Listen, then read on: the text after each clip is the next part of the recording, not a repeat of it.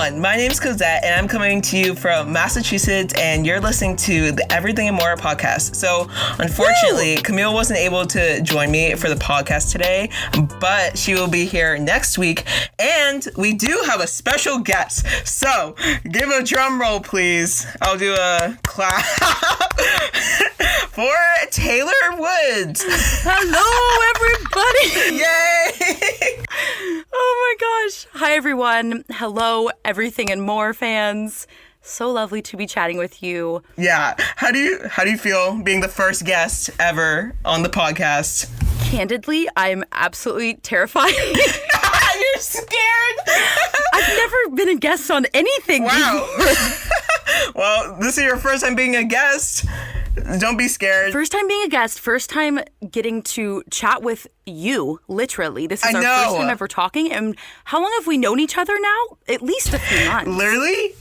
Yeah, I think so. Basically, what happened is I was scrolling through YouTube one time, and then I saw your comment on another YouTube video. So for some reason, I just decided to click on your channel, and then I watched a few of your videos. I'm like, what the heck? This girl is so funny. So then I DM'd you in January, and I was like, hi. And you only had 400 subscribers at that time. Yeah, no, totally. I remember we found each other a while ago. I remember the first video I watched of yours was you going across the country on your cross-country road trip. Yeah. And I was like, this girl, her humor is above and beyond. We just have similar, tastes in life and interests, and yeah, a friend for life is what I figured. Yeah, oh my gosh.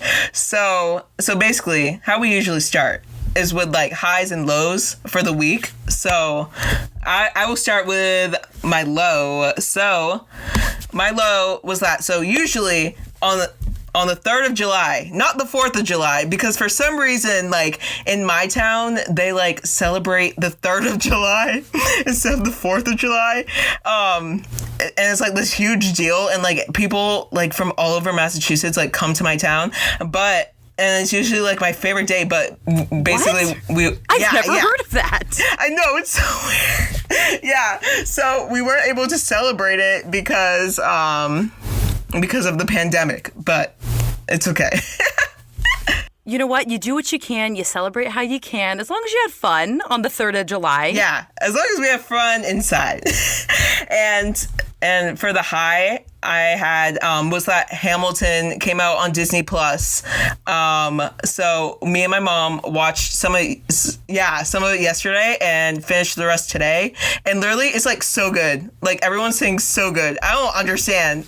Yeah, it's so good. I just tried to watch it also, and I was, first of all, so impressed. I've heard the soundtrack before, but it's so different seeing it on a TV rather than being in the theater. Yeah. But I loved it. I mean, I think I had to look up a lot of things. Different. I didn't quite understand everything, but I'm just bad at musicals. So that's yeah. Sometimes I wasn't able to follow along. I'm wait, what's happening? Right? Or you zone off a little bit. You're oh, shoot, wait, I'm supposed to be paying attention. This is important. Yeah. So I had to keep asking my mom. I'm wait, what happened? What's happening now? But yeah, I feel it would be so cool to see that live. Oh, absolutely. Yeah. I was just going to say, I think it's confusing because half of the musical is in the song lyrics. That's half of the storyline. So if you're not listening to the songs close enough, you miss the whole plot. Goodbye. You have to start over. Yeah, if you're not listening to the lyrics, yeah, exactly.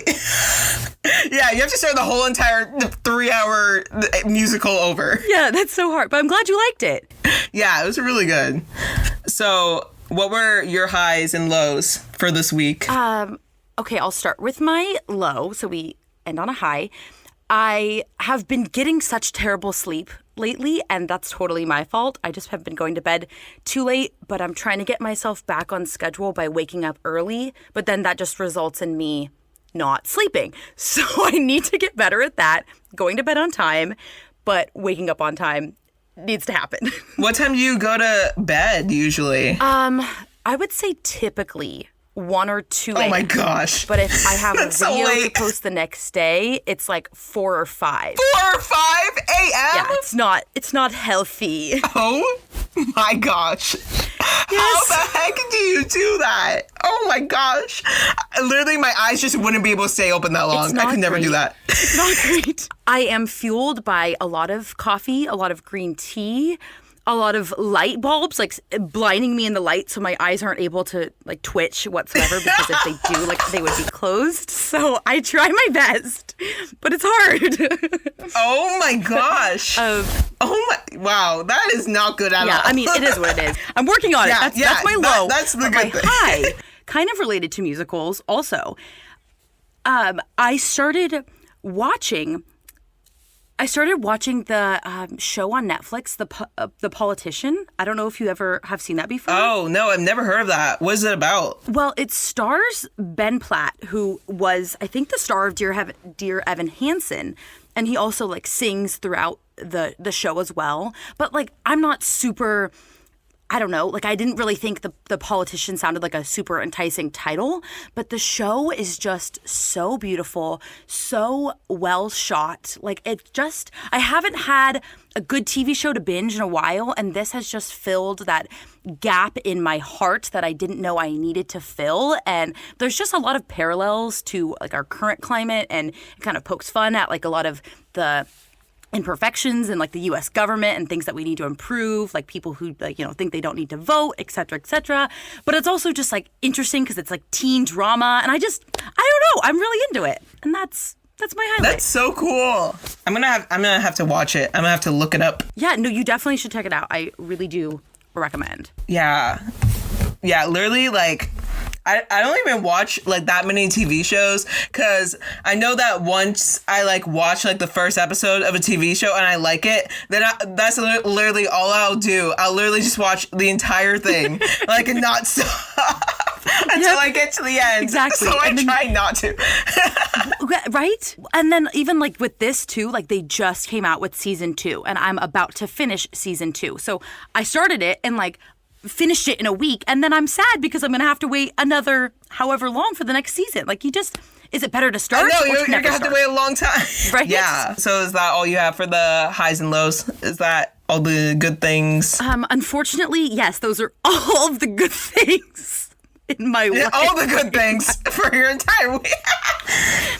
There's not much to report on. Okay. Yeah. There's not that much going on. This is another one of my highlights. Talking with you, that's making my day. Yeah, that's a good thing. Okay, so there you go. Basically, what we're going to talk about today is like YouTube, because Taylor is a YouTube expert. So, So is that. I have like a bunch of questions here that I'm going to ask. The first question I have on here is, where are you from? I am from Southern California. So that's basically where I grew up and was raised. I am from kind of like, I guess, near Disneyland is kind of the easiest way to describe it. But I lived there my whole life. I loved it. And then, I ended up moving out when I went to college, and I haven't lived there since. So I miss it sometimes because I feel like I took it for granted as a kid, like didn't realize how lucky I was to be growing up there.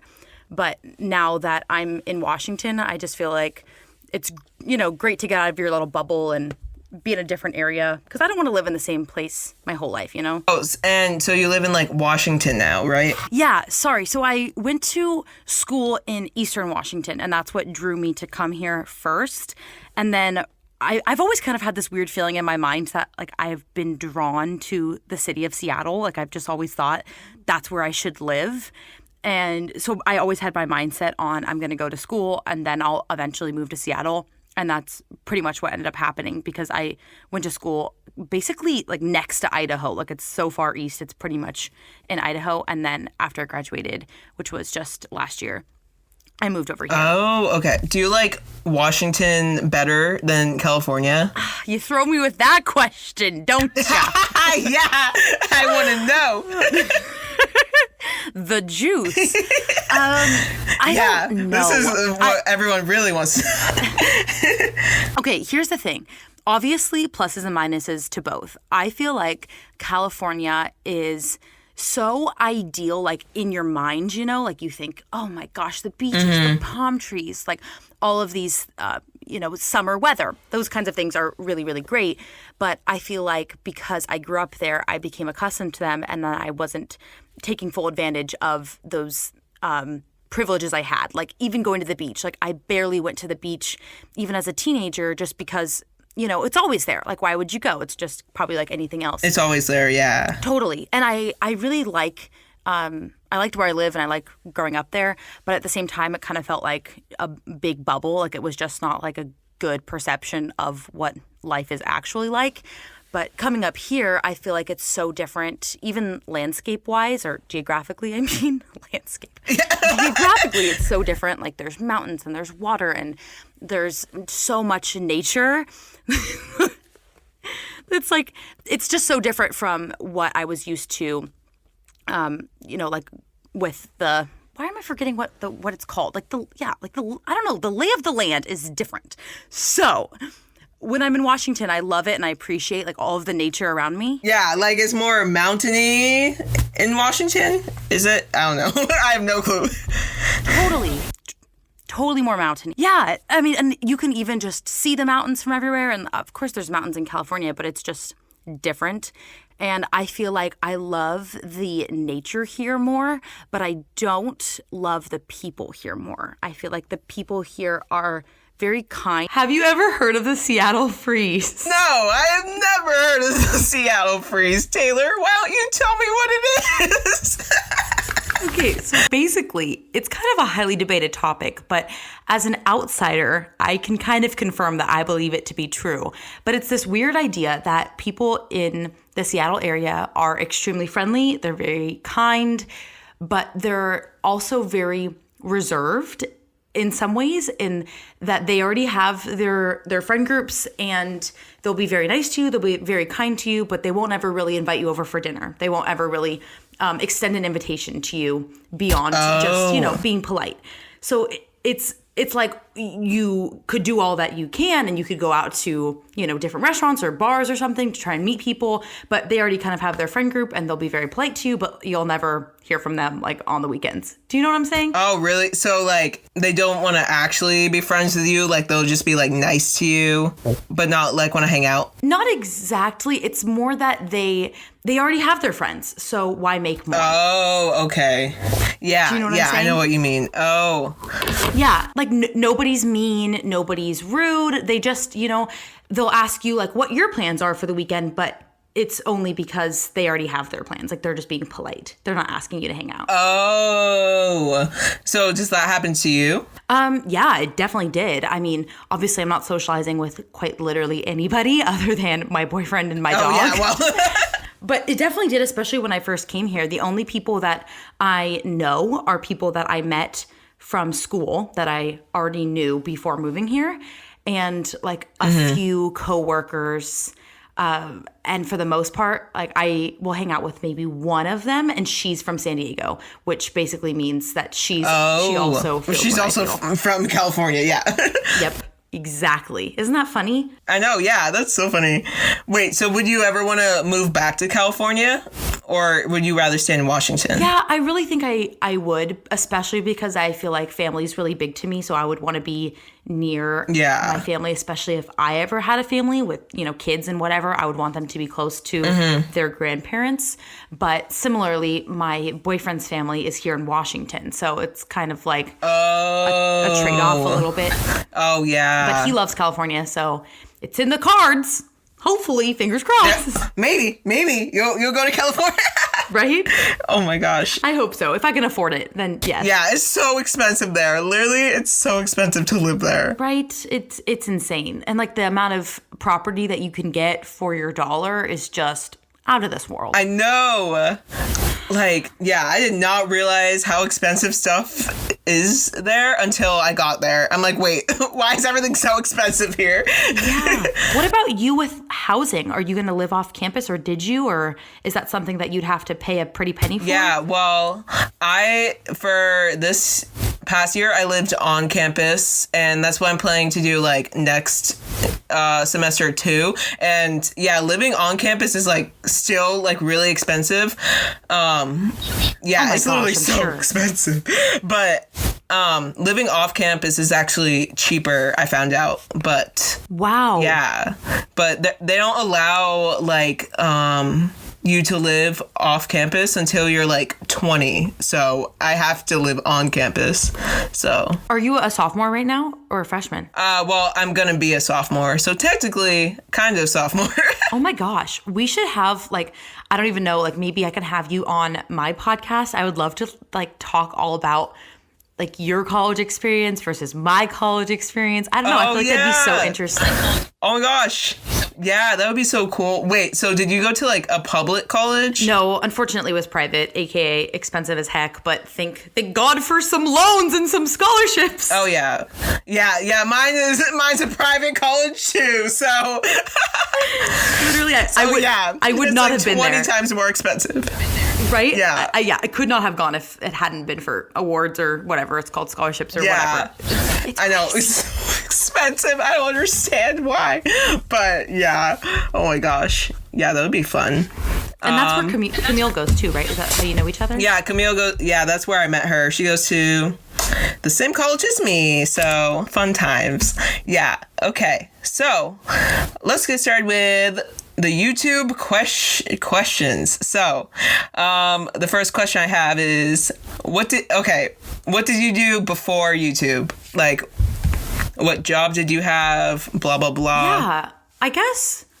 I don't know. I guess I was just a student, really. I mean, I started my channel in October. It's now July that we're recording this.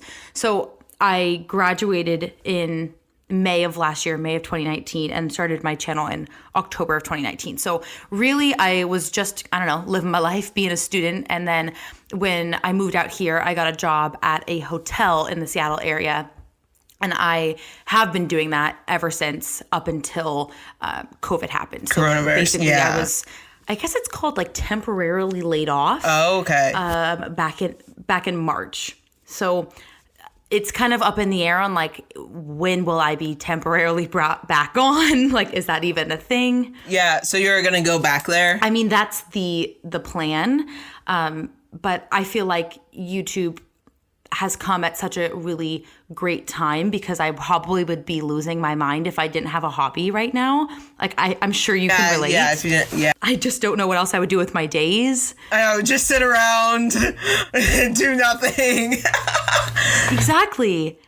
I would go stir crazy, and I probably would, have no hobbies, or I don't know. I feel like I'm really grateful that I ended up starting when I did, because I am now at a place where I can have a little bit of an income from YouTube. So, I mean, otherwise, I literally don't know what I would be doing. Yeah, right now. you literally have no money. Right? And I mean, there's so many people that are in my place too. Like, I know a lot of people have lost their jobs, especially in the service industry, which is where I was. And I think it's going to be forever changed. I don't really know how we're going to come back from it. Like we were mentioning earlier, like, well, I guess before the podcast started, hotels are just, I don't know, questionable. Like, do you really want to be staying in a hotel right now? Yeah, yep, definitely. They're definitely really questionable. Yeah, I feel like people probably won't really want to go into hotels for a while. Exactly. And I was in hotel sales. So I'm like, well, I don't know how great my selling skills would be. Wait, so did you have to like sell hotels? Is that what that means? I don't know. No. You know what? I was the exact same way as you. Like, before I did my job, I was like, what does this mean? Like, I literally got my position. Like, what in the world?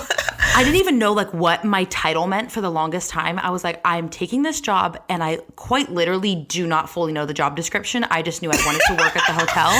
I really liked the hotel brand. Like, I'm taking this job. But essentially, my position in general was for me to help out any like celebrities that would come to the hotel, any business travelers, anybody that was considered like a luxury client. I would be like their first point of contact, myself and my manager. So you kind of sell the hotel, as in like people come to you and want to book reservations and whatnot. So you're selling the dream. You're selling the experience. Oh, yeah. So you're not actually selling a bunch of hotels.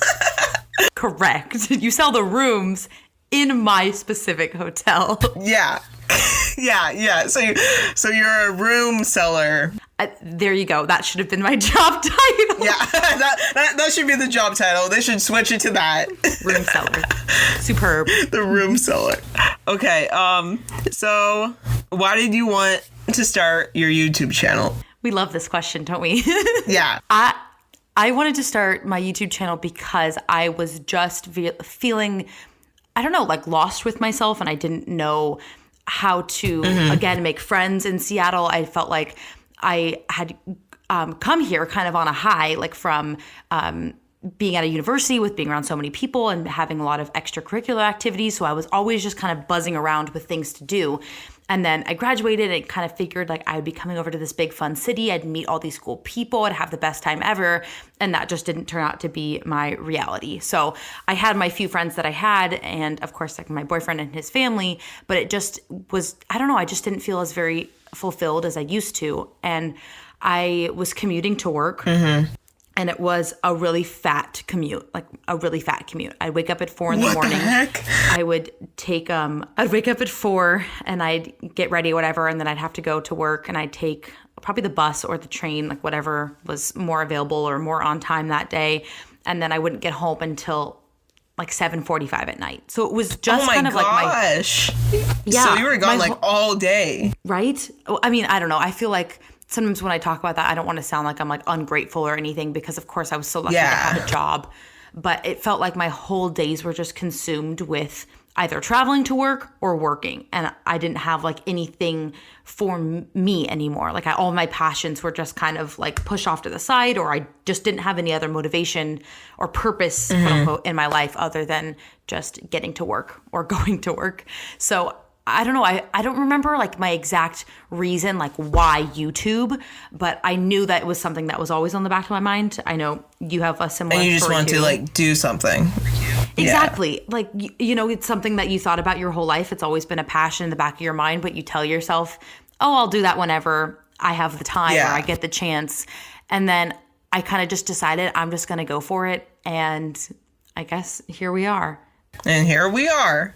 Were you ever like scared to start your YouTube channel? Oh my gosh, petrified. Beyond petrified.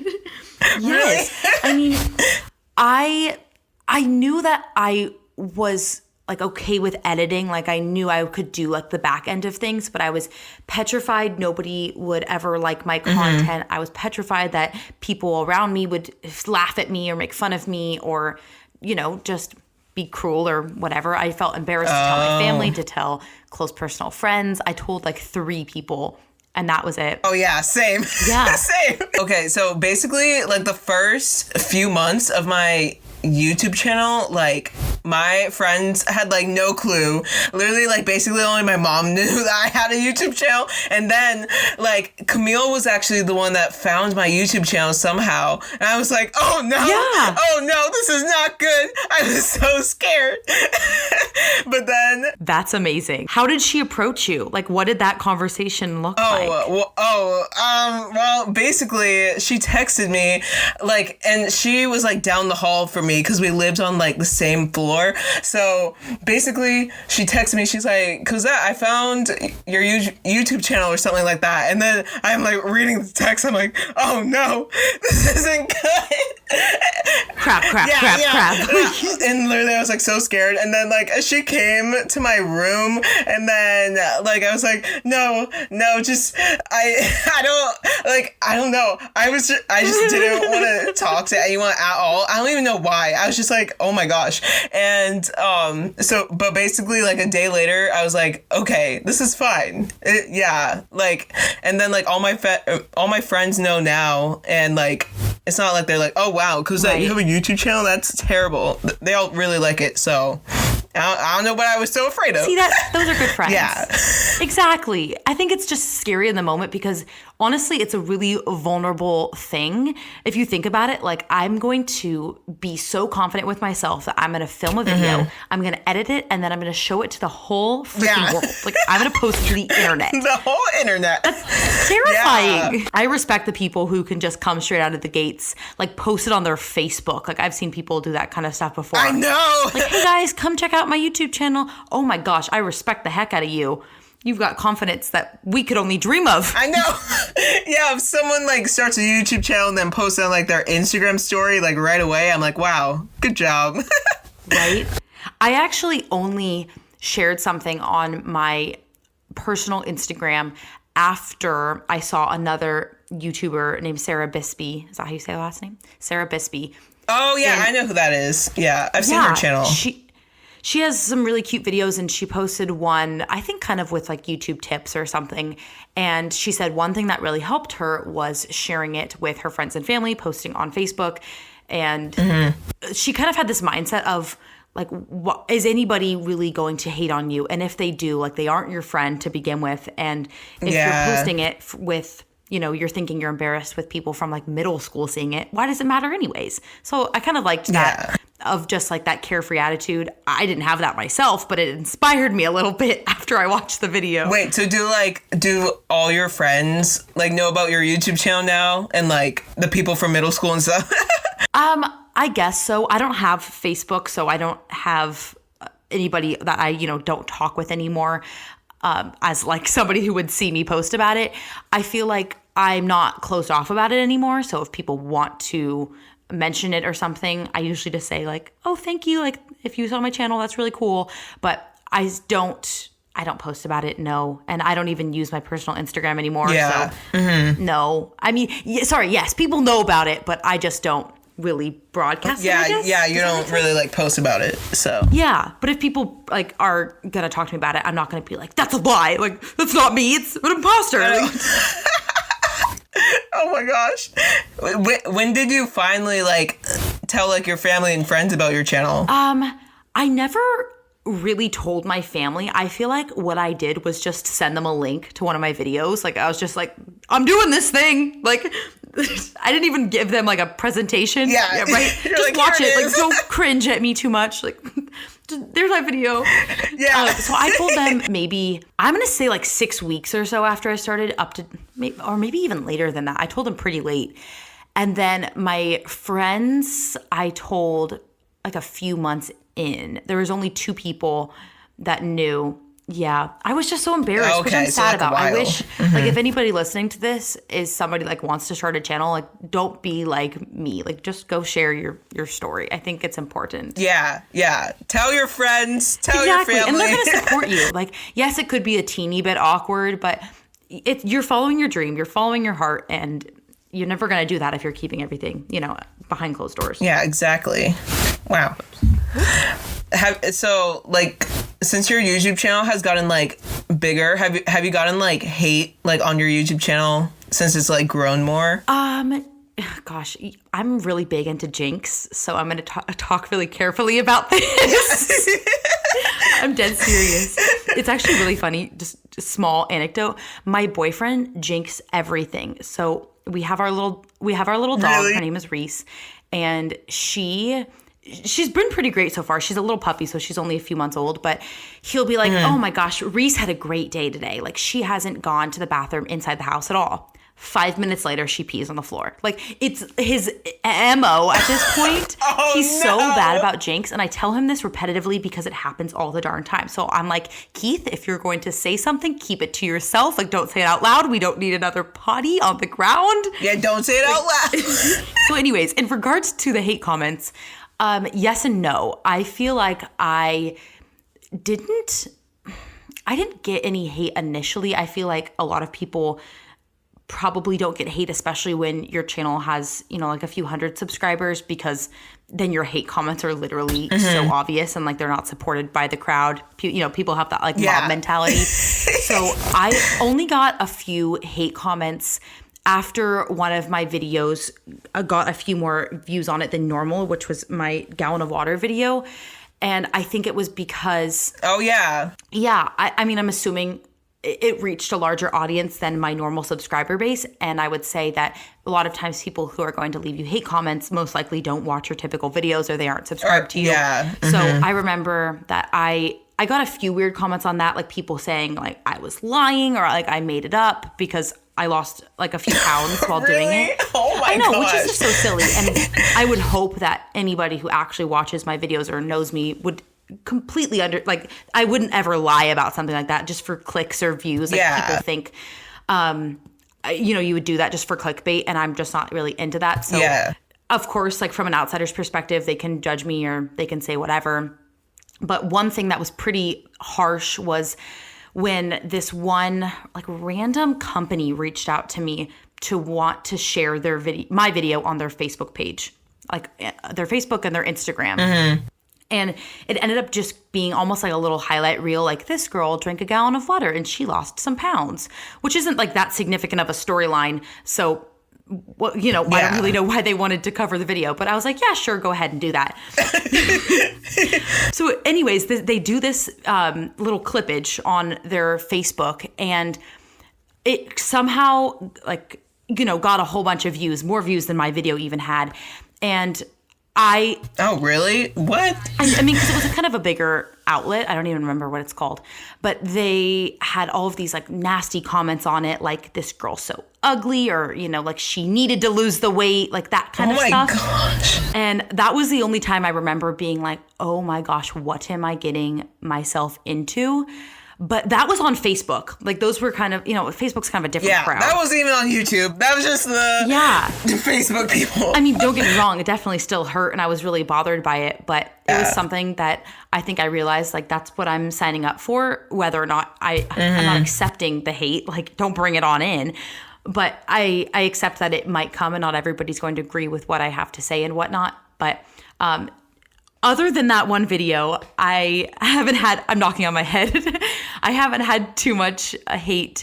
Sometimes I'll get a few comments every once in a while, but there's like a filter that I have, or YouTube Studio has, or something, where a lot of words get blocked automatically. So sometimes I can't even see it. So if people leave nasty comments, they might get flagged, which is better for our mental health. I don't know. Yeah. Have you received hate they have at all? That. No, I don't think I've actually. I think I've received well, not on this channel, because in middle school I had a channel, and basically there was there was hate comments about my voice, but that's it. They're like, why does your voice sound like that? I'm like, what? I don't know. That's just what my voice sounds like. That's such a silly thing to even comment on, to begin with. I know. I'm like, what? What about not saying what am I trying to say? Oh, when you were featured on Chloe Ting's video, which, by the way, the coolest freaking thing ever. How was that experience like? What the heck? Yeah. Well, I didn't really notice any bad comments about me. No. A lot more people. Yeah, a lot more people came to my channel from that, which is cool. But totally. I was like, what? Why did Chloe Ting put me in her video? I just thought that was so cool. That was the cutest thing ever, and I love how, if you watch her video, and on the bottom bar, it has the different markers. Yeah, it says my name on it. It says Cosette Ariel. I was like, that is the sweetest thing ever. And I didn't mean to ask you the question oh, did you receive hate? I just meant what was your experience like seeing her talk about you? Yeah. So that was really cool. It was totally unexpected. I remember I just somebody commented on my video. She was like, oh, I came from Chloe Ting's video. I'm like, what? So then I go over there, and then I see me on there. I'm like, wow, that's so cool. So you didn't even know about it? No, I didn't even know. And then I'm like, wow, yeah, it was so cool. That's so cool. I was like, Mom, look, I'm on Chloe Ting's video. I'm famous. Yeah. Yeah, it was so funny. Yeah, that was so cool. That's crazy. I love that about her, how she'll always engage with her community. And I mean, there's so many people that make videos about her workouts. I love that she reacts to them. I feel like she keeps her very humble. And I mean, that's so cool that she'd feature creators, all over YouTube. I think that's awesome. Yeah, I think that's so cool how she does that. You're a star. Oh, I was gonna ask you, so about, because you mentioned the gallon of water thing earlier. Wait, so do you still drink a gallon of water a day? I do. I was gonna show you. I thought I had it next to me, but I left it in the closet where I originally started recording, and then we had to move. I drink it every single day. I've never stopped, actually. I did that challenge in February, and I've had a gallon of water every single day since. Isn't that crazy? How in the world do you do that? How? Because you tried it too, right? Yeah, I tried it too. And literally, it's so much water. Literally so much. I don't know how the heck you do that. What? I've always been a big water drinker to begin with. I mean, I never tracked it. I used to just, fill up my hydro flask, I don't know, 2 or 3 times a day. I just never really paid much attention to, oh, whoops, stupid Amazon ad. I never paid much attention to how much I was drinking, but I'd always had a lot of water. So it didn't seem that much more difficult. Don't get me wrong. It's a lot of water. Yeah. But now I feel like my body loves it. It needs it. I feel like it keeps my skin clear. I feel like it just keeps me from feeling bloated. And I used to have such bad bloating, so bad. And I feel like it's kind of kept it away. So I swear by it. I really do. And I legitimately drink the same water bottle. I use the same water bottle every single day. That's gross. I wash it, I promise. Yeah. Oh my gosh, that's so cool. And you're doing the 75 hard challenge too, and that includes the gallon of water, right? That's correct. Yeah. Yeah. So if you've never heard of 75 hard, it's this challenge that I think that is coined winning the war with yourself, something kind of cute and cheesy like that. But essentially you have to do 6 things per day, every single day for 75 days. And if you don't complete each of the 6 things, then you have to start the challenge restart over. Yeah. And one of them is drinking a gallon of water. So that's another reason why I still drink it, but I do it otherwise. I know. Wait, what day are you on for that challenge? To be completely honest, I keep losing track. I have a full list. And I told myself the other day, I'm on day 34. I'm crushing it. And then I looked up the challenge. I'm on day 44. I'm just need to be a little bit more adamant. But yeah, I believe if I'm remembering correctly, I actually think it is day 44. Oh my gosh. Yeah. That seems like such a hard challenge. I was listening to the podcast that he did. I'm like, wow, that's probably really hard. Oh, thanks. Yeah, it is definitely a lot more challenging than I was expecting. And I thought going into it that I was going to just fail right away. I'm kind of the person that gives myself reasons to fail. If you're I'm gonna give up ice cream, I would give myself the reason, I'm going to a party, I'm gonna give that as an excuse for the day because I'm celebrating. That's me to a T. So I just kind of thought, you know what, I'm gonna give in, I'm going to mess up, blah blah blah. But I don't know, maybe it's because we're in quarantine, I've had less temptations, but I've done pretty well so far. Hopefully. Yeah, and it gives you more time to do the 2 workouts. Totally. Yeah. I think that's another big part about it too. The time commitment is a lot more than I was expecting because you have to do 2 45-minute workouts per day. And it can seem like a lot, but really for me, that just means 1 actual workout and 1 walk. That's what I do for my second workout because it has to be outdoors. Mm-hmm. So it's okay, but it definitely does take up every single thought of my day is okay, have I checked off my tasks? Have I done all 6 things? Have I finished this, that, or the other thing? So yeah, it's definitely a mental commitment for sure. Wow. That's so cool that you're doing that. I would encourage you to, I don't know, even just look it up. I know it's not for everybody, but I didn't think I could do it. And here we are. And here you are. You're over day 44. Baby. Yeah, you're halfway done. Yeah, I know. It was crazy. Are you doing any fun challenges right now? Right now, no. I've been trying to look for something to do, but as of now, nope. You know what? There's so many things to do and to choose from. Sometimes I'm where do I even begin? I know. There's literally so many challenges, so many different workout programs. I know you did 30. You've done 30. What? Isn't that wild? That just goes to show you too, how every body type is different. Clearly not every program works for everybody, or else I would have stuck with one and done one, Yeah. Yeah, I can't believe you've done that many. Wow. I'm also just like that kind of person that has FOMO for sure. So if I try a program and I see other people trying a different program, I'm like, well, shoot, is that one better than what I'm doing? Like everybody's doing so that you're one. like, I need to do both. Exactly. I saw that you just ran your first 5K. Congratulations. Yeah. Oh my gosh. Camille wanted me to ask you because she was like looking through your channel and she saw that you went to the Jonas Brothers concert. So do you like the Jonas Brothers? Okay, first of all, Camille, that's so cute because that was like one of my first videos. Yeah. So that's cute that she went all the way back to find that. Because Camille loves the Jonas Brothers. She loves them. Camille, I am absolutely so with you. I am a Joe Bro lover for life. Actually used to be one of my email accounts, Joe Bro lover for life. And I am a huge fan of the Jonas Brothers. I was like a childhood fan, like I grew up with them. I'm sure like you did too. And then I went to their, I guess you could call it like comeback tour back in, I think, November. And it was the coolest she went to that thing. too. It was the coolest thing. Yeah. Are you not a fan? Well, I don't know. Okay, you can be honest. Like, yeah, I've listened to like some of their music, but it's not like, oh yeah, I love the Jonas Brothers. But I've listened to the songs that Camille has played. I mean, they're pretty good. I probably wouldn't like pay like $400 for one of their concerts, but sure. I No, I pay wouldn't like either. 50. Yeah.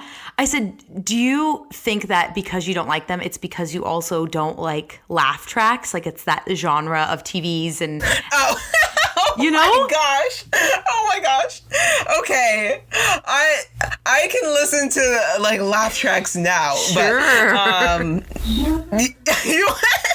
like I've seen like after I was like 12, that's when I decided that I would listen that I would watch like TV shows.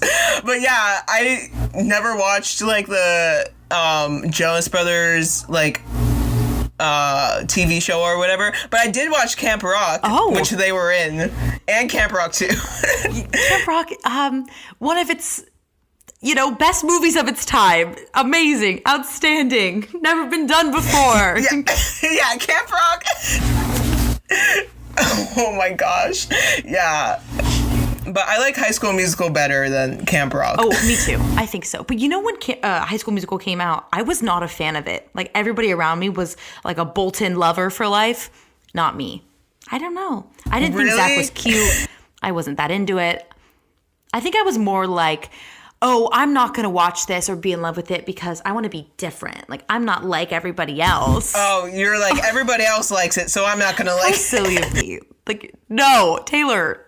Live your life. Yeah, like actually, the first High School Musical I watched was the second one for some reason. I saw the second one before I saw the first one. Weren't you confused? Yeah, I was like, because my mom was like, oh, do you want to watch this movie that's on the TV? Because like that's when we had cable. So, so I watched the second one. I was like, oh, I like this. And then I watched the first one. And then I saw the third one, like, in the movie theaters, I remember, in, like, third grade. I remember that was such a big deal. Like, they weren't going to release it on Disney Channel first. It was going to go to the theaters. I know. You knew Disney Channel was getting big then. Yeah. Oh, my gosh, wait. I didn't realize High School Musical was that long ago. Wow. That was so long ago then. Like, I don't remember the year, but I think it came out when I was in third or fourth grade. So that must have meant. So I must have been in like kindergarten. Probably. Yeah, because I was in, what did I say, third or fourth grade? It was like 2007 maybe. Yeah, so I was 6. Well, no, not 6. Yes, I was 6. Yeah, so I was in like kindergarten. Yeah. What? When is your birthday? Oh, September 6th, 2001. So, like, I'm, like, young for my grade. So you're a Virgo. Yeah, I'm a Virgo. Yep. Yeah. Oh, baby. You love a good Virgo. Wait, when's your birthday? November 20th. And which sign is that? I don't know any of the signs besides mine. No, you're fine. I'm just, like, super into that stuff. So I'm like, hi, does anybody else love this? One of my friends is, too. She loves that stuff. Oh, I should chat with her for sure. I'm a Scorpio, but I don't think I'm a stereotypical Scorpio. Stereotypical Scorpios are really fiery and, I don't know, just a lot more savage and I'm too passive aggressive for that. Oh my gosh. Yeah. I don't even know that much about Virgos. I know that they say that they're organized, but like I'm not that organized, so I don't know how true that is. It's so much more in depth than just like looking at your sign. It's kind of nerdy, but I mean, there's like so many different like reasons for why you wouldn't actually identify as a Virgo. You got to look at your moon sign, you got to look at your rising sign. It gets kind of confusing, the moon but it's sign, fascinating. There's like there's a bunch of different signs. Yeah, I mean, it's a whole pseudoscience. It's crazy. Yeah, that's so funny. Yeah, I know that you have to like, there's like a website where you can like type in like you have to know the time that you were born. Exactly. And like the hospital. And the location. Yeah, the location, yeah. So. The hospital. The hospital. Yeah, the exact hospital. The exact room that you were born in. Wait, what part of Massachusetts do you live in? Like, would I know the area? Well, you probably would, because I live in Plymouth. Oh my gosh. So. Freaking. Yeah. Iconic. Where the pilgrims came. Yeah. Yep. What's it like? Is everybody, still stuck in the colonial years? Is it 1776 back there? Well, there's definitely like a bunch of tourists in the summer. Even now, in the coronavirus, there are so many tourists. I don't know why. So this year was supposed to be the 400th anniversary of Plymouth, because the Pilgrims landed in 1620 and now it's 2020. So it was supposed to be like this whole big thing. Like they've been like planning it I'm sure. for like years, and then like the coronavirus happened. And so yeah, but there's still tourists here. Jeez. Isn't there, what's it called? Like the Plymouth Steps or something like that? Oh, the Plymouth Rock. Yeah. The Plymouth That was Rock. the dumbest thing that's ever. I thought that there was stairs. Isn't there stairs? Am I wrong? Plymouth Steps. Oh. I know what the rock is, but isn't there steps next to said rock? Nope. There's no steps next to the rock. FML. Okay, never mind. Forget that. Yeah. Actually, the Plymouth Rock that's here isn't the actual rock that they landed on. It's just a random rock that they wrote 1620 on. Okay, I'm going to tell all the tourists that. Like, go back home. You don't need to go to see your fake rock. Yeah. Literally, they're coming here for no reason, basically. That's sad. Yeah, I know. Yeah, they're tricking all the people with our fake rock. That's amazing. Well, it sounds like a cool place to live. So at least you have some history in your background. I know, yeah. It's a pretty cool place. Yeah, and it's not like a city, like it's like a town. So like, and it's like one of like the biggest towns in Massachusetts too. So oh, cute. Yeah, and it's like an hour away from Boston. So it's like pretty far. Well, actually an hour isn't that far, but is it on the little boot? Is that what it's called? Oh, well, it's like right near there. So, like the boot that you're talking about, like that's Cape Cod, and okay. So there's like a little what's that called? Like a stream that like Cape Cod is next to the stream, and then like the rest of Massachusetts is like on the other side of the stream, and you have to go onto a what's that called? A bridge to get to Cape Cod, and Plymouth is like right next to the bridge on the other side, so it's not on Cape Cod. So isn't Cape Cod pretty bougie? Oh yeah. There's a lot of tourists that come to Cape Cod. Yeah, a lot of people love Cape Cod for some reason. Is it like typical Vineyard Vines? Like, is that just your whole... Yeah, that's where Vineyard Vines... Yeah. Is that where they started in Cape That's Cod? where Vineyard Vines is from. Martha's Vineyard, which is an island. Oh, shoot. On Cape Cod. I didn't even know that. I didn't even know people from like the other side of the country knew what Vineyard Vines was. I thought it was only like... a Massachusetts thing. Well, it for sure is. But it's probably because of my sister, at least first. She used to work at Vineyard Vines. And when she lived in Boston, it's like, it's what people wear. It's like everyone's so preppy and they love like their polos and their like super pastel color palette. And that's so my sister to a T. It's not me whatsoever, but it's so her.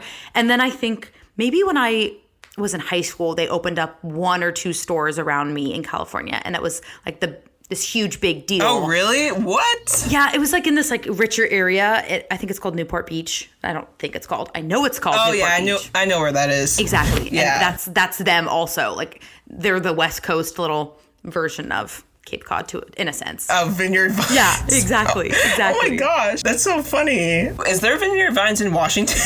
I think that there's maybe a Vineyard Vines here, but it's not what people wear here. People wear like Patagonia and Chacos and not Vineyard Vines. Yeah, it's just so funny. Wait, like, did you say Chacos? Like those shoes? Exactly. Yeah, they're like outdoor walking shoes. Oh, yeah. They're like... Oh, yeah. I've seen those. They're kind of awful, but like we all love them. Like I have a pair too. Like they're not the cutest things you've ever seen, but you wear them anyways, when you're hiking and stuff, not like left and right. But some people wear them all the time. Oh yeah, people wear them like hiking. Yeah, exactly. Yeah, like here, I didn't know what a Chaco was until like I went to California because nobody wears those in Massachusetts. Literally nobody. Wait, what has that been like? Like, I don't know, was there a big culture shock for you going to California? Like, just different types of people or different clothing styles? Like, what was that like for you transitioning from Plymouth, Massachusetts? Yeah, it's definitely a lot different in California. Like in California, I feel like the people are like way nicer than the people in Massachusetts.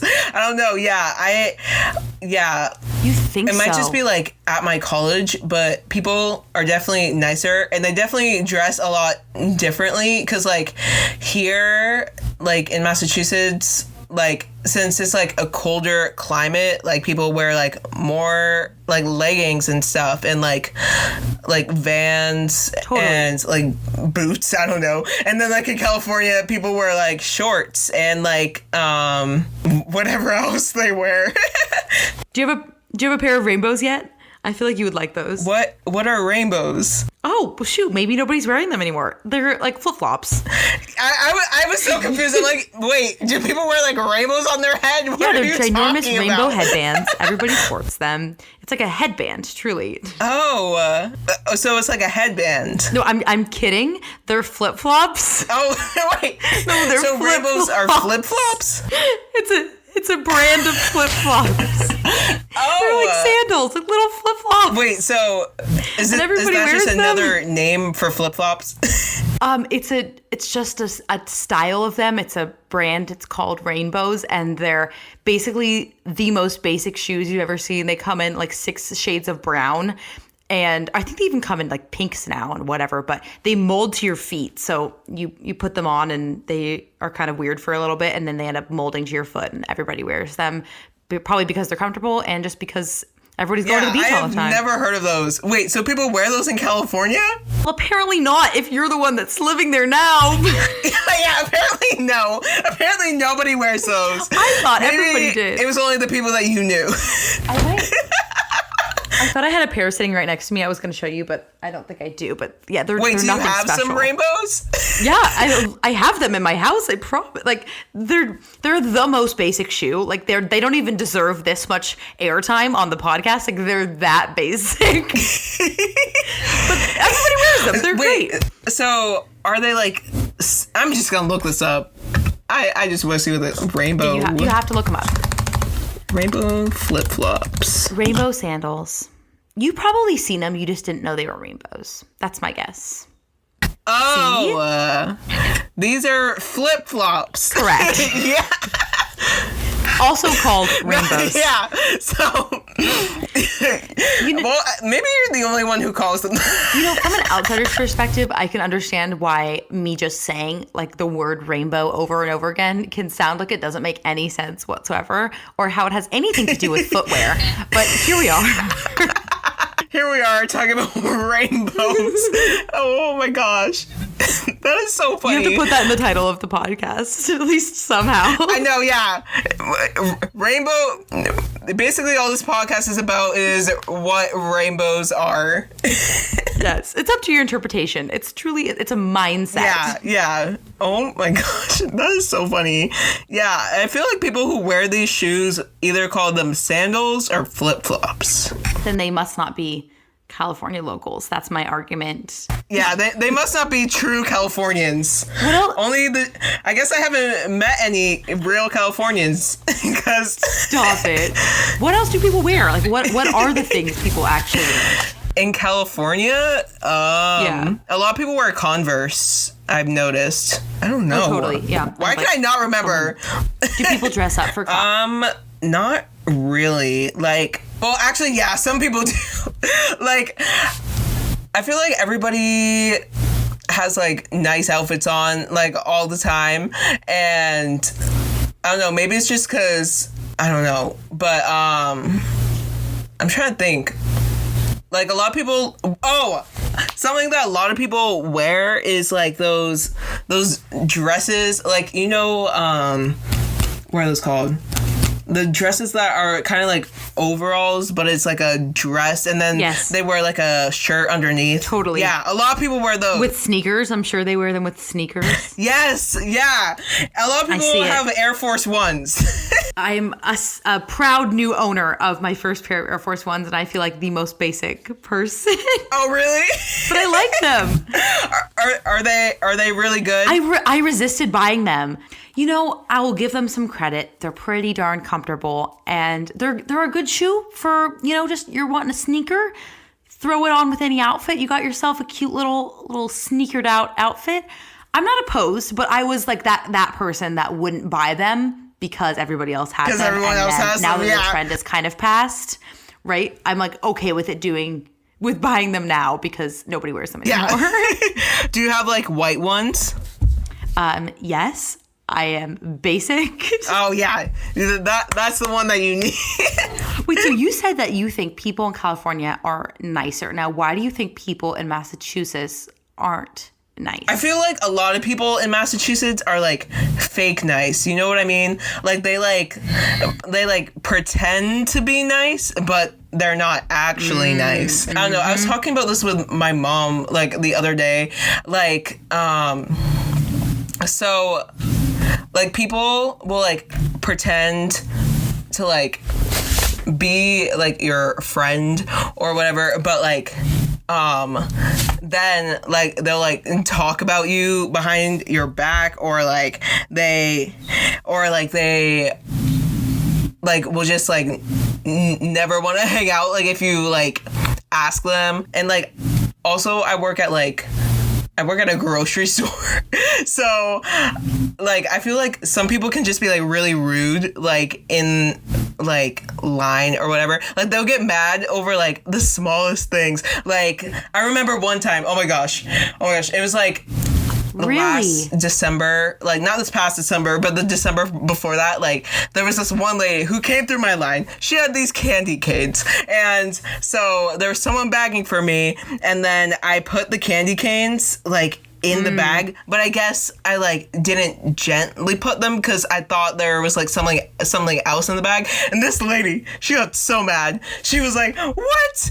You could have broken my candy canes!" Like, and they were like 99-cent candy canes, and I'm like, they're not even broken. First of all. Also, you're still at the store, lady. Like, we could have brought you another. I know.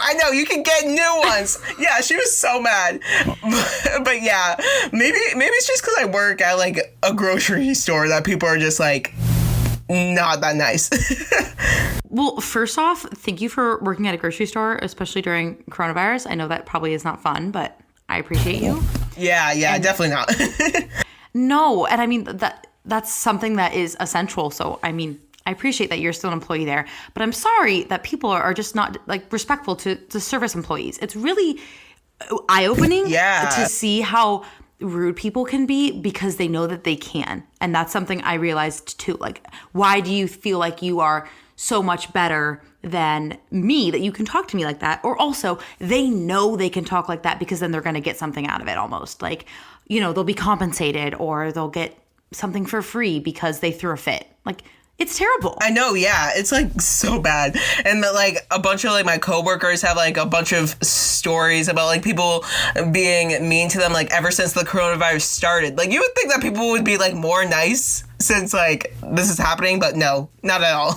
It's almost like it's brought out like more selfishness, I'm sure you've seen, or yeah, the people definitely. who have to buy in bulk. Like, what is your restrictions on things at the store? So basically, like, well, when it like first started, like it was a lot more strict, but now we've like, it's not that strict because at the beginning, like this was before I even like got back home, but at the beginning I remember like my coworkers were telling me that literally like there was no toilet paper because everybody bought the toilet paper, the paper towels, and like basically no food was anywhere. Oh my gosh. So the limit and now, the cleaning supplies, I'm sure. yeah, like a bunch of stuff, but like the limit now is like 4 paper towel rolls, like four individual paper towel rolls, and then like 4 toilet paper rolls, and then like you can only get like 2 gallons of water, 2 cleaning wipes, and like 2 hand sanitizers. Yeah, like that stuff. But like I don't think there's not that much limit like on the food anymore because people aren't like hoarding stuff anymore. Right? That was really scary when that first happened. Yeah, it was so scary. Like what? And then people turned into little animals. It was absurd. I know. They just literally people just like bought everything from like every store like when this all first started happening. But yeah. And it's almost like people hear it on the news, like, oh, X item is going to be, you know, kind of getting limited supply. So all of a sudden it's like panic. I'm going to go buy everything. Yeah. So then everyone goes to the store. And like, where would we ever get a shortage of toilet paper? Like, why was that the first thing people went for? You know what I mean? Like survival of the fittest. You don't need to wipe your bum. In some ways, like you can find other alternatives. I was so confused why people need toilet paper so bad. I'm like, you don't have? No. You don't need it that bad. You could jump in the shower. Yeah, you could go in the shower. Kleenex. You could use paper towels if you really had to. Like, there's other... Yeah. You could drip dry. I don't know. I know. Like people just wanted the toilet paper so bad. That was insane. I'm glad that we are past that. I still haven't been able to find any kind of like Clorox products, anything like that. I know. And also they have a limit of how many people can go into like our store. And since our store is like small, like the limit is like 88. Right. But literally like it never reaches 88 except for on like the 3rd of July. The 3rd of July, truly the 4th of July like, in any Plymouth, other day, Massachusetts. Nope. Yeah. I don't know why. It's so weird. I don't know why Plymouth decides to celebrate the 3rd of July. Does it have anything to do with the fake rock or like the ship? Like I don't think so. Like, yeah, like I don't know. So like mainly it's like this one like area of Plymouth, and like that's like where I live, and they all go to like the beach that I go to. Like all these people come to the beach like 5 minutes away from my house, and like a bunch of people have like bonfires and like fireworks. And I'm like, I'm like, I don't know how this started, but like I remember my mom said like when she first moved here, like she didn't know what the 3rd of July was either until she got here, and there were like all these people coming to the beach on the 3rd of July, and she's like, what? She's like, wait, you guys, tomorrow is the holiday. What are you doing now? Yeah, tomorrow is the 4th, not today. Check your calendars. What's going on? Yeah, I don't understand. Yeah, I guess they really just want to celebrate it two days in a row. That's probably it. They just want to extend the party. Now where's your mom from? They won't have 2 party days. My mom's from Connecticut, and then my dad's from Massachusetts, but he's not from Plymouth. He's from like a town like 20 minutes away from Plymouth, but yeah. Have you ever heard of Worcester? Did I say that right? Oh, Worcester? Is that how you'd say it? Worcester? Yeah, well, I say Worcester, but maybe people with Boston accents say Worcester, but I don't have a Boston accent. My dad does. But does he? Yeah. There's Oh my gosh, I'd be so interested to hear him talk. I know, he has a Boston accent and Bring him on the pod, Mr. Johnson. I know, yeah. Come on the podcast, Dad. I love it. Yeah, I don't know why. Like a lot of people have told me that like I don't have like a Boston accent because everyone just expects like people from Massachusetts to like have them, but like totally. Maybe it's just because I don't live like close enough to Boston, because I feel like a lot of people in Plymouth don't have like a Boston accent. It's so funny, but no, I don't hear your accent at all. Like I feel like you talk like I know I talk like Californian almost, which is like nothing. Yeah, I know. It's so funny. But anyways, Worcester. How do you even know what Worcester is? Oh, right. I really wanted to go to the College of the Holy Cross. Is that what it's called? Holy Cross College.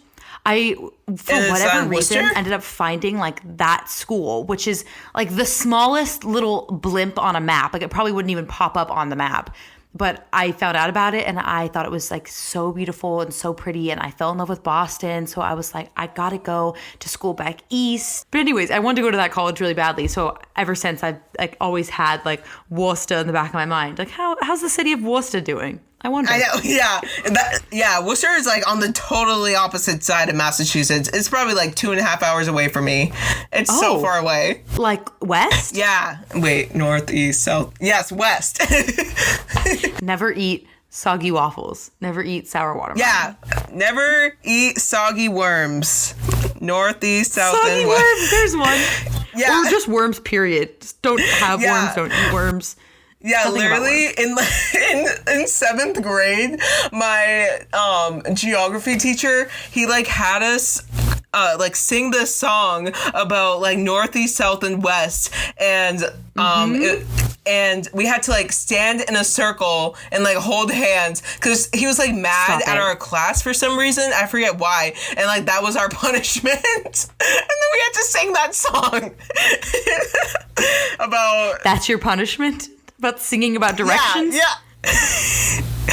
Yeah. I don't know why. It was so weird. That is the funniest thing. What? I don't understand. Yeah, I don't understand why either. It makes no sense. But literally nobody wanted to do it, so maybe that's why.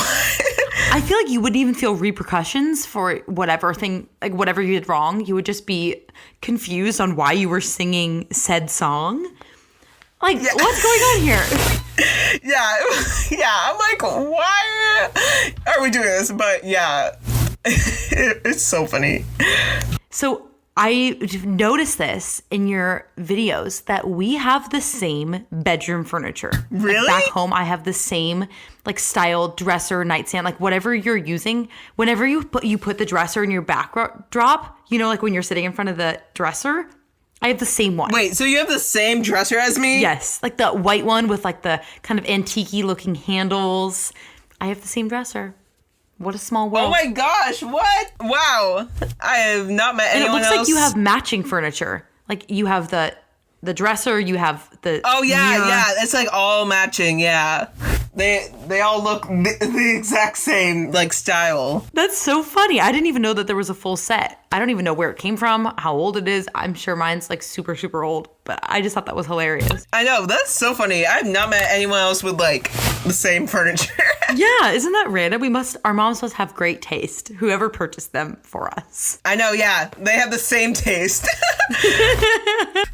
So you still have, like, your bedroom, like, at home? It's, like, still there? Kind of. I mean, I think currently one of my sisters lives at home, so she's kind of overtaken my room, which makes sense because I'm not there and I don't really plan to move back anytime soon. But it's kind of random. Like I still have a few pieces of clothes I left behind for God knows what reason, which just proves to me I don't need to have them anymore because clearly I don't need them.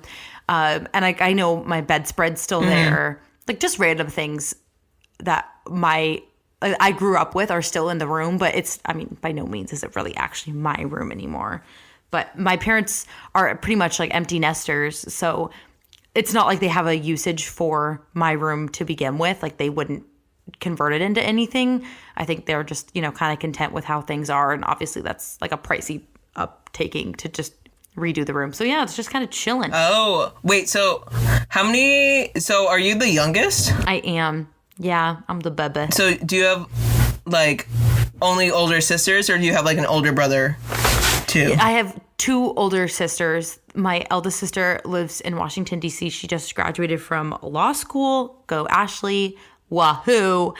And then my other sister just moved back home so she could try and save some money because she wants to hopefully go to like a type of medical school, and that would cost so much darn money. It'd be smarter to be at home while she can. So hopefully she can go to school close to home if possible.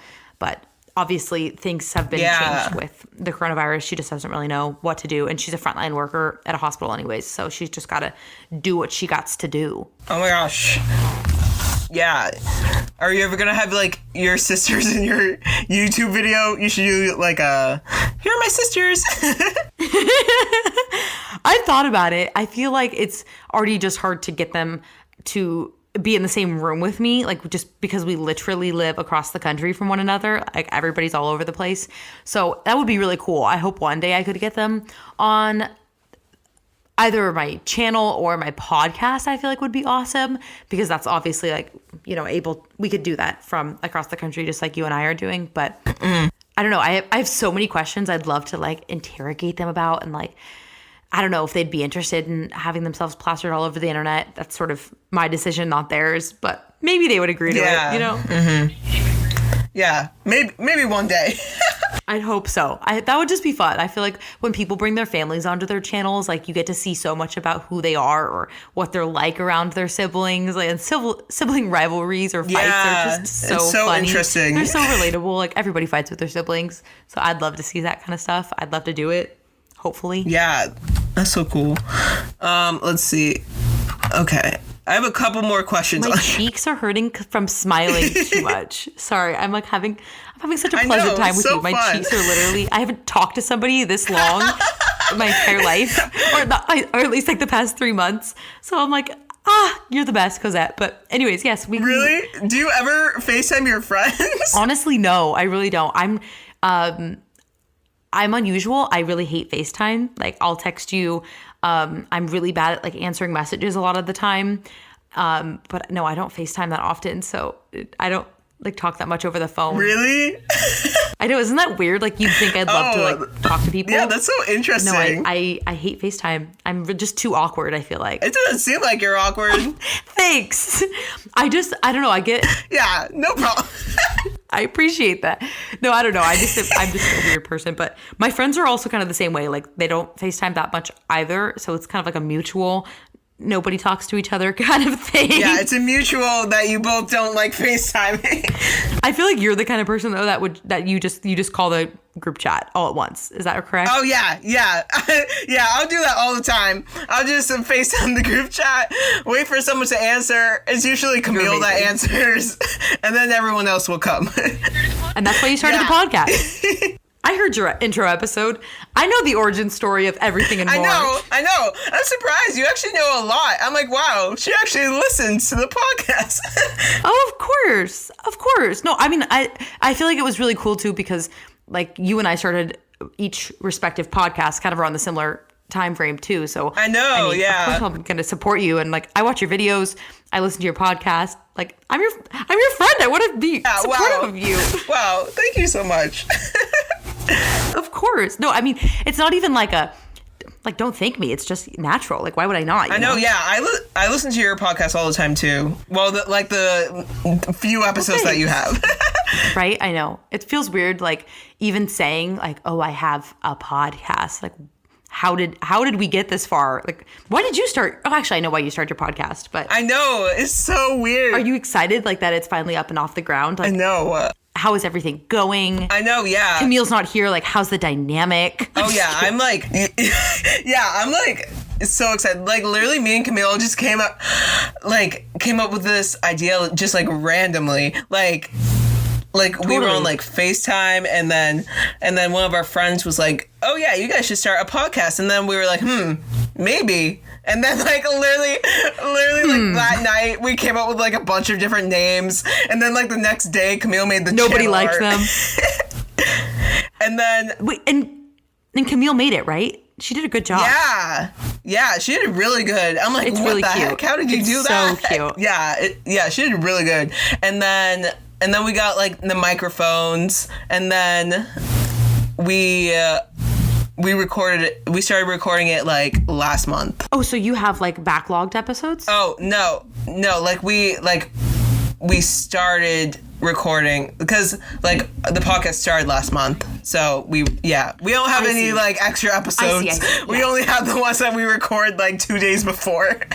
You know what's funny is my friend did that. Like she's just that kind of person. Like she recently came out with a podcast too, and she wanted to be so prepared that she started recording like back in, I want to say April, and has like a backlog of episodes, so she's like always ahead of things. I'm like, if only I could aspire to be that kind of person. Really? I just couldn't. I Oh my can't. gosh. I shan't and I win. Yeah, I could not wish. do that. That's like too much work. I know. I just, Yeah. I respect the heck out of those people. I'm just never going to be one of them. I know. That's so good though. Yeah. I know that's so cool. Sorry, you said you had a few more questions for me? Oh yes. I have like a couple more. So yes. So what is your Please. ultimate goal with your YouTube channel? Do you have a goal? What's your goal? Any goal? Yep. That's a tough question. I mean, I don't know. I feel like my ultimate goal is to just always make videos like with my passion in mind. Like I never want it to become like a job. I never want it to become something I'm like tied down to. Like let's say, you know, I ended up with like 100,000 subscribers or something. I would always want it to be something that I would want to do regardless of a paycheck or, you know, regardless of anything else. Yeah, I think exactly. it would be really cool. So more like a Yeah, hobby. I feel like that's like my ultimate goal is to always just, make sure it's a hobby. And I don't know, I feel like it'd be really cool to eventually like try and do it full time. It kind of feels like full time right now just because like obviously I don't have another job at the moment, but that would be like an amazing end goal for me is if I could, you know, everybody wants to turn their hobby into their career. At least that's what I think about it as. So that'd be cool. I mean, I don't know. What do you have for your end goal if there is one? Well, basically just doing it for fun right now. I just want to like make people laugh and like make people like happy and like all those good things. Like I don't really care how many people watch me. Like obviously like everyone wants people to like watch them and stuff because like you spend like a lot of time like making like videos and stuff. But exactly. Yeah, you want to be recognized, of course. Let me tell you, Cosette, you definitely do that. I mean, you make me so happy whenever I watch your videos. Seriously. Wow. Thank you so much. I was just watching, like, I think I've seen it before, but I rewatched your investigation on Charli D'Amelio. Oh my gosh, I love those ones. And it's even just the first like freaking, I don't know, 30 seconds where you're like, I now need to find a place to film. And you're just struggling like around your house. So just funny. like, Cosette, I love this. Yeah. Like the reason I started those videos is because like with my friends, I'm known as like the investigator. So like I always try to investigate like who likes who and like I saw the screenshots. all that stuff. So I'm like, I should like do videos about like doing investigations. I feel like you should keep those videos up. I don't know if you've done one super recently, but I always thought those ones were so funny and interesting. And it's also like great content to create because other people like to hear about other people. Yeah. You know, like people will look for content about Charli D'Amelio because you know, she's insanely famous. That's just like good strategy, I feel like. But anyways, those videos are really funny. I know. I literally haven't made one of those videos in such a long time. I should definitely do another one. I just don't know what about yet. Camille usually gives me the ideas of what investigations I should do. Love Camille. Yeah. That's amazing. Keep up the ideas. Yeah. It's so cool. Let's see. Okay, so I have the last question on here. So, what is your advice to people who want to start a YouTube channel but think it's like too late or they're afraid of what people may think of them? First of all, I would say definitely like get rid of that idea in your head that it's quote unquote too late. Because I told myself that exact same thing for a really long time. Like, I missed my window of opportunity. I should have started in high school or college or whatever. But there's never a better time. Like, any time is the correct time. I don't feel like you missed a wave of content creators or anything like that. People are always looking for new people to basically obsess over, if we're being honest. So I don't think that there's ever a bad time to get started. If this is something that you've always wanted to do, I always just try and say, like, go for it. Like, literally, you're going to look back at your life in 10 years and wish that you would have started sooner. So, like, take that leap of faith, go for it now. Yeah, exactly. And prioritize yourself, which I feel like can be kind of selfish, and people, especially myself even, like, I don't like to put myself before others, but you also don't want to put your passions or your hobbies aside. And if that something is a YouTube channel or it's a podcast or it's a fitness Instagram or something like that, like, just go for it, because you will never regret getting started, I feel like. And the second part of the question was... sorry. Like, they're afraid of what people may think of them. Oh, well, I mean, Cosette and I both said this too. Like, we were the kind of people who hid our channels from friends and family. And I mean, to be honest, it didn't get me anywhere. Like, all it got me was, not feeling confident in myself. And like, I hid my numbers from people for so long, like the amount of subscribers I had, because I was embarrassed. Like, that even matters, and it doesn't. Like, just...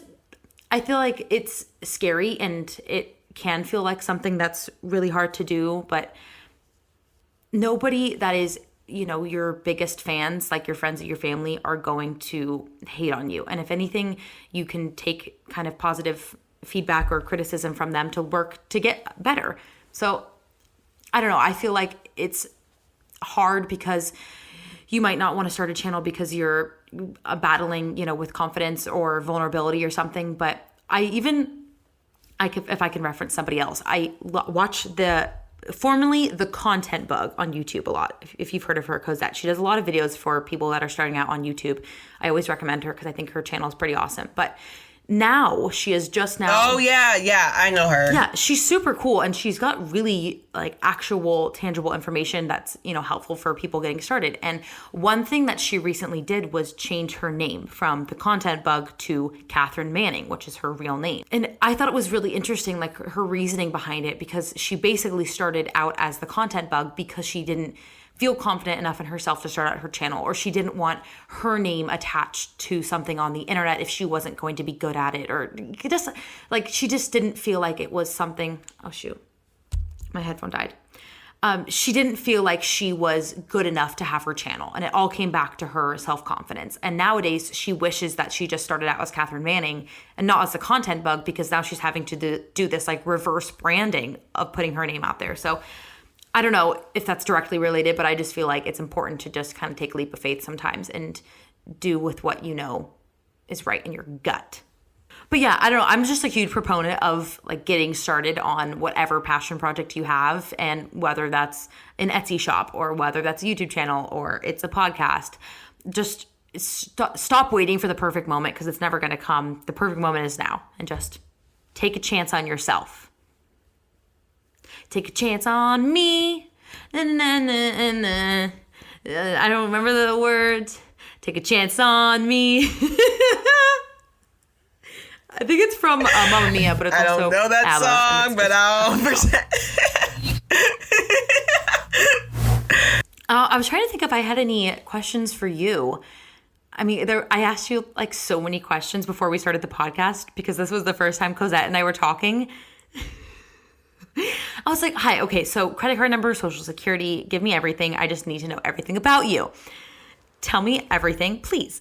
But it was just, I don't know, it was so much fun to be able to chat with you, because we've pretty much messaged on Instagram for so long, and I've watched your videos, so obviously like I know your personality, I know your voice, but you're just as genuine as you are in your videos and on the podcast. And I don't know, I've just been loving getting to actually chat with you via telephone, via podcast. Yeah. I can't think of any compliment.